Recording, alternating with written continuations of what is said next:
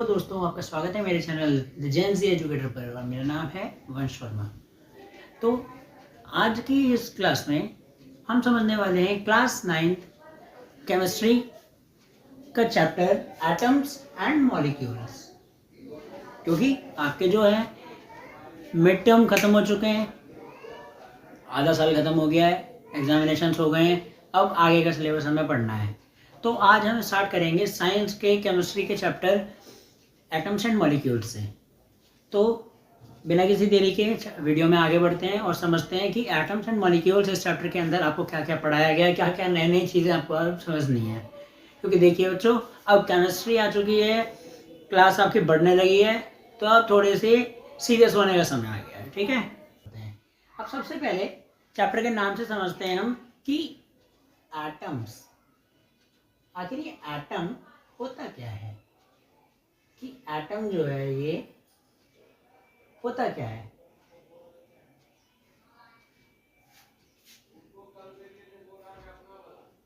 What is atom, क्या होता है, व्हाट इज, क्या होता है एटम, हमें ये समझना जरूरी है। अब सबसे ज़्यादा अगर मैं आसान भाषा में आपको समझाना चाहूँ तो एटम क्या होता है, जैसे सपोज मानो मेरे हाथ में ये मार्कर है ना, इस मार्कर के अंदर आपके हजारों लाखों करोड़ों खरबों अरबों नील पद्म जितने भी होते होंगे, इतने ज़्यादा एटम्स इस पूरे मार्कर में है। ठीक है, तो कहने का मतलब क्या है, हम क्या कह सकते हैं, smallest unit of an element, smallest unit भी कह सकते हैं या फिर पार्टिकल भी कह सकते हैं। ठीक है, स्मॉलेस्ट यूनिट या फिर smallest particle of an element is an atom. ठीक है, इतना समझे कि किसी भी चीज़ की सबसे छोटी से छोटी जो यूनिट होती है उसको हम एटम कहते हैं। ये हुई इसकी सबसे सरल भाषा में डेफिनेशन, जो होती है ना सरल भाषा। अब देखो, कॉम्प्लेक्स भाषा के लिए आपको तो आपके स्कूलों ने एनसीईआरटी प्रोवाइड करी रखी है, मुझे भी करी थी। अब कॉम्प्लेक्स भाषा को सरल भाषा बनाना किसका काम होता है, एक टीचर का। स्कूल में टीचर आपको इजी सिखाते हैं, यूट्यूब पर हम सिखाते हैं, कोशिश करते हैं कि इजीली आपको समझा सकें। तो सरल भाषा में अगर समझें तो कोई भी चीज़ की सबसे जो छोटी यूनिट होती है, जैसे एक घर बनता है ना, घर किससे बनता है, ईंटों से बनता है ना। सबसे पहले एक ईंट लगती है, सपोज मानो ये एक दीवार है, इस दीवार के अंदर ये इतनी सारी ईंटें लगी हुई हैं, ये ईंट लगी है, लो भैया हमने दीवार भी बना दी यहाँ पे आपके लिए कि आपको समझ आ जाए बस। अब इसके अंदर ये जो बस एक ईंट है, ये ब्लैक कलर वाली ईंट है, बस ये जो एक ईंट है, दिस इज एटम। और ये पूरी जो है ये कुछ भी बॉडी है, कुछ भी एलिमेंट है। ठीक है, कुछ भी एलिमेंट है। तो मतलब एक बड़ी से बड़ी चीज की सबसे छोटी यूनिट जो होती है वो एटम कहलाती है। इतना समझ आया, सबसे बेसिक डेफिनेशन एटम की ये होती है।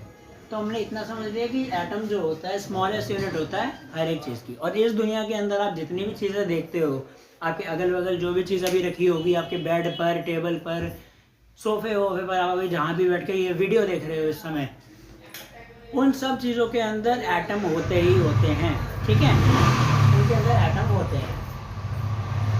अब आपको करना क्या है, अब थोड़ा आगे बढ़ते हैं। अब हमने इतना तो पढ़ लिया कि हर एक चीज़ जो है इस पृथ्वी के ऊपर, इस अर्थ के ऊपर एटम से बनी हुई है। ठीक है, सबसे छोटी चीज़ एटम है। अब एटम छोटा तो है, कितना छोटा है, ठीक है। उससे भी पहले एक चीज़ मैं समझाता हूँ आपको। अब देखो, एक चीज़ समझानी थोड़ी सी ज़रूरी है। इतना तो हमने समझ लिया कि जो है आपका एटम स्मॉलेस्ट यूनिट होता है। अब देखो, ये जो एटम है, इस एटम के 3 सब एटॉमिक पार्टिकल्स होते हैं। ये समझ लो इस एटम के 3 बच्चे होते हैं, इलेक्ट्रॉन, प्रोटॉन, न्यूट्रॉन। बेटा याद रखने का तरीका यही है, आप कुछ भी बना सकते हो जैसे भी आपको याद रहे, ठीक है। तो electron negative charge, proton P plus. अभी बताऊंगा ये क्या है। देखो इलेक्ट्रॉन के ये 3 सब एटॉमिक पार्टिकल्स हैं। इन तीनों को क्या कहते हैं? सब एटॉमिक पार्टिकल्स।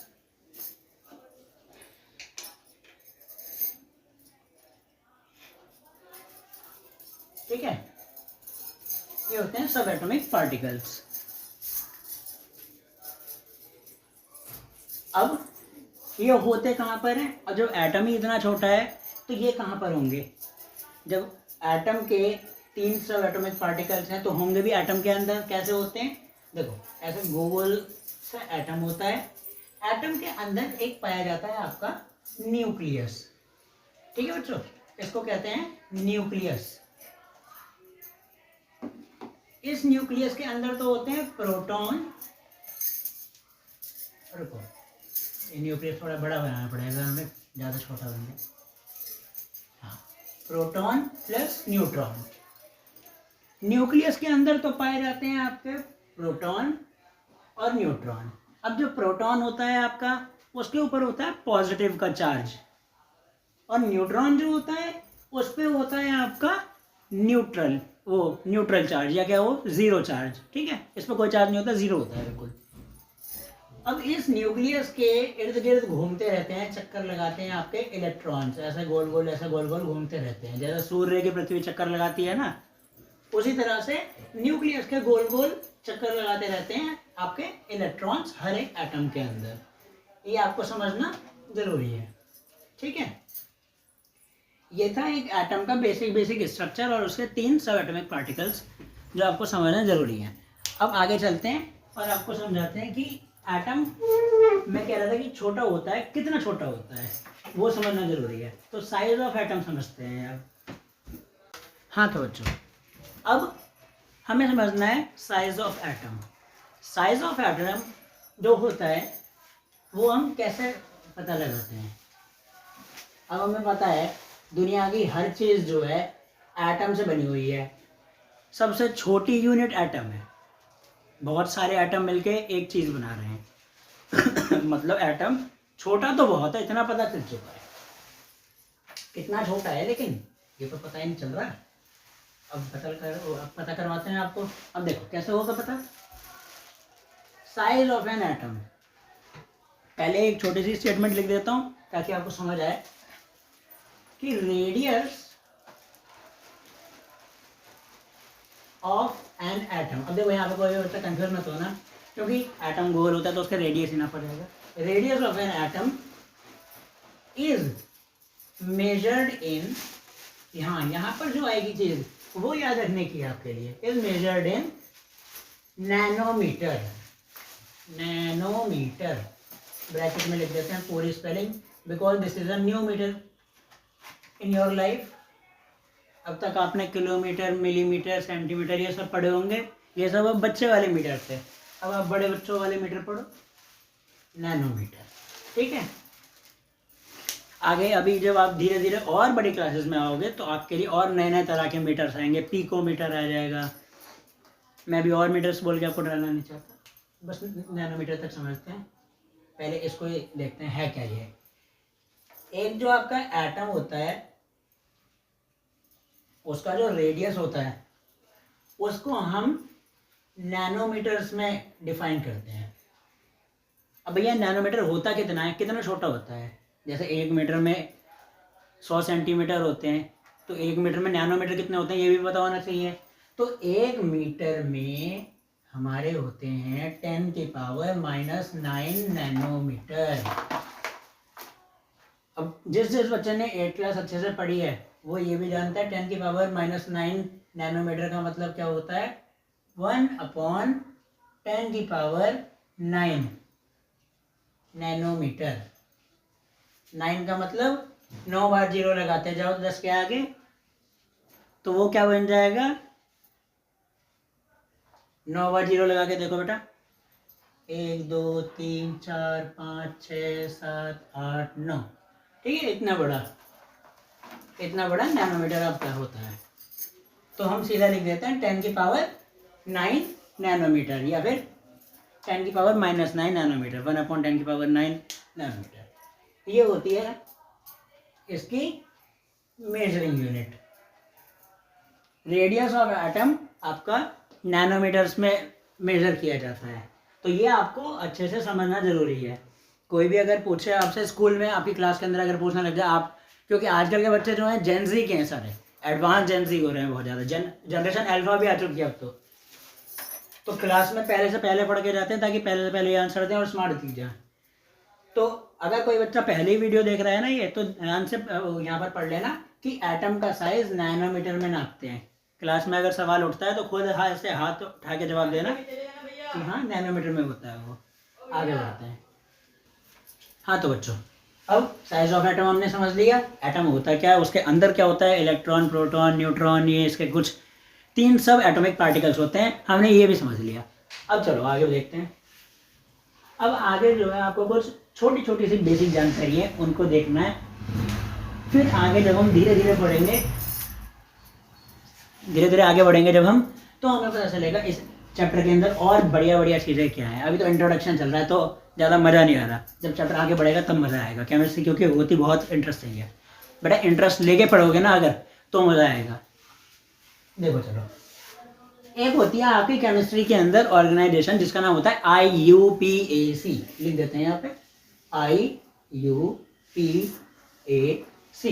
ठीक है। अब कहोगे इसका फुल फॉर्म भी बता ही दो, सुन लो बेटा, फुल फॉर्म सुनना जरूरी है इसका, और लर्न कर लो और भी अच्छा है, क्या पता पेपर वेपर में पूछ लें आपके। इंटरनेशनल यूनियन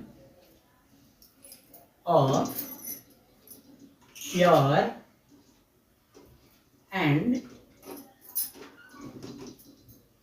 अप्लाइड केमिस्ट्री, ठीक है, ये इसकी फुल फॉर्म है। और ये एक ऑर्गेनाइजेशन होती है। PSC जो है ये एक ऑर्गेनाइजेशन है, और इसका काम क्या होता है, नेम देना, नॉमेनक्लेचर करना,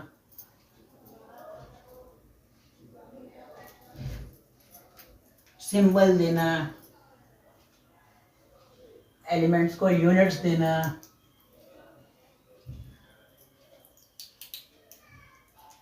समझ नहीं आया है ना। देखो आसान भाषा में समझाऊं, IUPAC का नाम होता है केमिस्ट्री की सरकार, केमिस्ट्री की सरकार, हाँ केमिस्ट्री की सरकार। देखो दिख रहा है ना अच्छे से, केमिस्ट्री की सरकार, ठीक है, केमिस्ट्री की सरकार होती है ये। अब देखो समझाता हूँ केमिस्ट्री की सरकार कैसे होती है ये। अगर आने वाले समय में आप लोगों को कोई भी नया एलिमेंट दिख जाए और आपको लगे कि हाँ मैं भी कोई बड़ा साइंटिस्ट बन सकता हूँ और इस वाले एलिमेंट को मैं पीरियोडिक टेबल में ऐड करवा सकता हूँ या कोई नई रिसर्च कर सकता हूँ, तो अब आप डायरेक्टली तो उसे पीरियोडिक टेबल में ऐड नहीं कर दोगे ना। 118 के आगे 119वां एलिमेंट खुद जाके तो ऐड नहीं करोगे, कुछ ना कुछ करना पड़ेगा ना। तो केमिस्ट्री के अंदर ये IUPAC नाम की एक ऑर्गेनाइजेशन होती है, international union of pure and applied chemistry, जिसका काम होता है हर एक किसी भी नए ढूंढे गए एलिमेंट को नाम देना, उसको सिंबल देना, उसको नॉमेनक्लेचर करना। उसका मतलब नॉमेनक्लेचर का मतलब भी नाम ही होता है, अभी आगे पढ़ोगे समझाऊंगा मैं, ठीक है। उसको सिंबल देना, उनकी अलग अलग यूनिट्स होती हैं। तो केमिस्ट्री के अंदर बहुत सारी चीज़ें हैं, जितना भी सब कुछ है, सब चीज़ों का जो एक होता है ना ठेका देना, वो IUPAC को दे रखा है कि हाँ जो करना है IUPAC से हम पहले परमिशन लेंगे, अगर इसने परमिशन दी तभी आप कर सकते हो। तो इसे हम आसान भाषा में कह सकते हैं केमिस्ट्री की सरकार। केमिस्ट्री की सरकार है ये। अगर आपको कुछ मिलता है ना नया, कोई नई चीज़ आप डिस्कवर कर लेते हो आगे जाके, तो फिर पहले IUPAC को दिखाना, अगर IUPAC को सही लगता है तो फिर वो सही है, फिर वो पीरियडिक टेबल में ऐड होगा, और अगर आपकी रिसर्च अप्रूव हो गई तो फिर तो बल्ले बल्ले आप भी एक डिस्कवरर बनकर आगे जाके और बच्चों को परेशान करना आप, ठीक है। ये होता है IUPAC। ये जनरल सी चीज़ थी, आपको समझ आ जाएगा। जैसे कि एग्जाम्पल देखते हैं, एग्जाम्पल से और समझ आएगा। एग्जाम्पल हो गया आपका, थोड़ी सी जगह कर लेते हैं बोर्ड पे जगह नहीं है, ठीक है। जैसे जैसे जैसे जैसे एग्जाम्पल देखते हैं, एग्जाम्पल से और समझ आता है। भारत के अंदर ना एग्जाम्पल से ज़्यादा समझ आता है लोगों को। देखो एग्जाम्पल हो गया जैसे हाइड्रोजन, सिंबल क्या होता है? H। अब ये जो सिंबल है हाइड्रोजन का, ये जो सिंबल है किसने दिया इसे? IUPAC ने। एल्यूमिनियम सिंबल Al किसने दिया? IUPAC ने। तो ये सब चीजें जो है IUPAC के अंडर ही आती है, उसी को करनी पड़ती हैं, ठीक है। आगे बढ़ते हैं चैप्टर के अंदर। अब बहुत इजी सा टॉपिक है, फटाफट से खत्म करते हैं आज की वीडियो, फिर नेक्स्ट वीडियो में और नए नए टॉपिक पढ़ेंगे चैप्टर के, ठीक है। तो अब देखो, कुछ एलिमेंट्स जो होते हैं उनका जो नाम होता है, उनके जो नाम के सिंबल होते हैं उनके नाम के फर्स्ट लेटर से ही बनते हैं। देखो some elements have their symbols by the first letter of their name. First letter of their name. समझे? एक यहाँ पे डिफरेंस वाली लाइन खींचते हैं, बच्चों ने सबको खिंचवाते थे ना, ये ऐसे अलग अलग डिफरेंशिएशन करवाते थे जब, तो सब बीच में लाइन खींच के करो। अभी समझाऊँ क्या हो रहा है यहाँ पर, देखो। But some elements have their symbols by their originated name.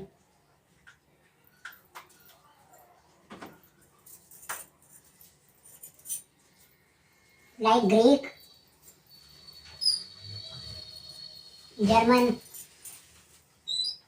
और लैटिन से भी होता है, ठीक है। अब देखो मैंने यहाँ पे क्या किया है, अभी समझाता हूँ। अभी ये जरा कॉम्प्लेक्स भाषा चल रही है, ठीक है, हमें समझना है सरल भाषा में, बिकॉज हमारा चैनल भी क्या है, जेएनजी एजुकेटर, तो जेएनजी वालों को सरल भाषा ही समझ आती है। अब देखो, some elements have their symbol by the first letter of their name.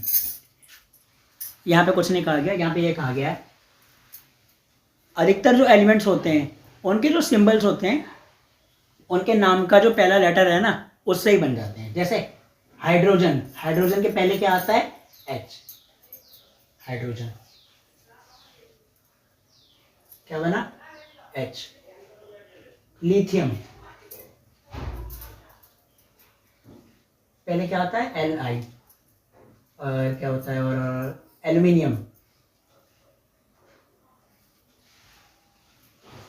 पहले क्या आता है?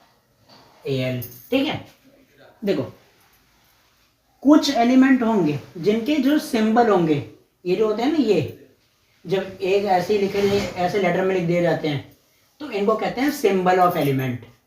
ये जो सिंबल होते हैं कुछ एलिमेंट्स के, वो उनके फर्स्ट लेटर से बन जाते हैं, H से, Li से, Al से, और भी बहुत सारे होते हैं, ठीक है। बोरॉन हो गया, कार्बन हो गया, ऑक्सीजन हो गया, आप देख सकते हो, ठीक है, देख लेना कोई पीरियड टेबल में।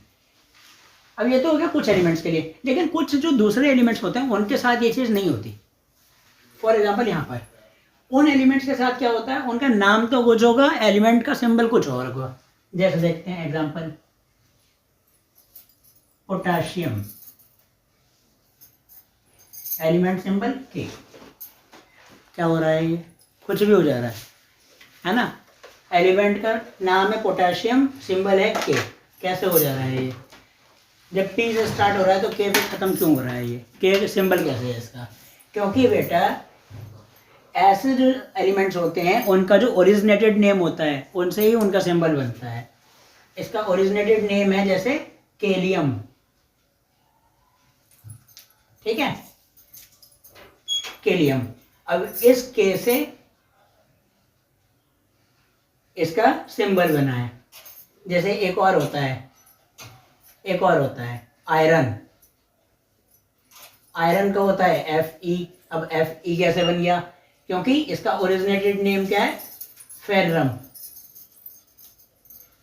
फेररम में Fe आता है, इसलिए बन गया Fe। ठीक है, तो आपको ये चीज याद रखने की जरूरत नहीं है कि किसका ओरिजिनेटेड नेम क्या है। मैंने बस आपको ये नॉलेज के लिए बताया, बाकी आपको बस इनके सिंबल्स को याद करना बहुत जरूरी है कि पोटाशियम का K होता है, आयरन का Fe होता है। और हाँ, जैसे एक और होता है सिंबल टंगस्टन। टंगस्टन का क्या होता है? W। ठीक है, तो आपको बहुत सारे ऐसे मिल जाएंगे जिनके सिंबल बहुत अलग अलग होते हैं, वो उनके ओरिजिन से होते हैं। जैसे ग्रीक होता है किसी का ओरिजिन, किसी का जर्मन होता है, किसी का लैटिन भाषा का होता है। ठीक है, तो इन सब की वजह से उनके एलिमेंट्स के सिंबल चेंज हो जाते हैं। तो आज की वीडियो के लिए बस इतना ही। हमारा आज का टॉपिक यहाँ पर खत्म होता है। इंट्रोडक्शन वीडियो थी ये एटम्स एंड मॉलिक्यूल्स की। आज की वीडियो को हम यहीं पर समाप्त करते हैं। तो आज की वीडियो से अगर आपको कुछ भी सीखने को मिला हो तो इसे अपने ज़्यादा से ज़्यादा दोस्तों को शेयर कीजिएगा। वीडियो को अपना खूब सारा प्यार देना और अपनी नेक्स्ट वीडियो के लिए इस चैनल को सब्सक्राइब कर लेना। और हाँ, नेक्स्ट वीडियो में हम आपको सिखाएंगे लॉ ऑफ केमिकल कॉम्बिनेशन और डाल्टन्स एटॉमिक थ्योरी। तो बने रहिए चैनल के साथ साथ। मिलते हैं अगली वीडियो में।